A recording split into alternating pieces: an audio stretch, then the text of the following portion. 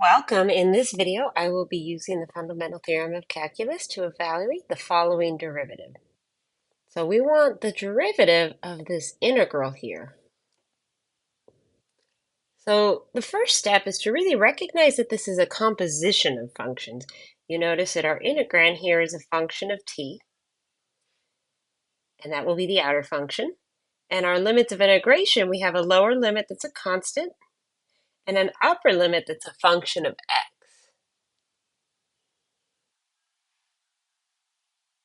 So let's suppose this here is big F of x. What we're really doing is finding the derivative. That is, we're finding f prime of x. The result would be our outer function, so 1 over 1 plus. And now instead of a t here, this is a composition of functions, so I need to put the inner function of x squared in here. And then I'm going to multiply. Again, this is an application of the chain rule, by the derivative of this inner function, which happens to be our upper limit of integration. All right, so we end up with 1 over 1 plus x squared times 2x, which results in just 2x over 1 plus x squared. Now you may be wondering, well, what happened to that lower limit of integration? Why didn't I use it? Well, let's talk about that real quick. Well, let's define a different f of x, so big F of x. Let that equal the integral of little f of t dt, and our limits of integration are going to be from a of x to b of x.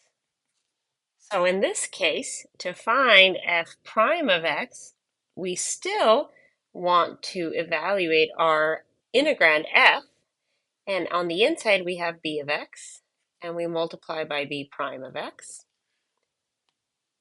And since I'm going to run out of space, pardon me while I shift some things really quick. And then from that, we're going to subtract our outer function with a of x in the middle here, or as the inner function times the derivative of a prime of x. Now, if the lower limit, and this lower limit is here, is a constant, like in this case, so we're assuming this lower limit is a constant. Well, what's the derivative of a constant? What is that? And I'm out of space everywhere, my goodness. So the derivative of a constant, well, that's just going to be 0. That tells me that this is 0, and 0 times anything is 0. So we end up with just f prime of x equals f of b of x times b prime of x. So really, if this lower limit is a constant, it can, in essence, just be ignored. All right, please remember to keep calm and math on.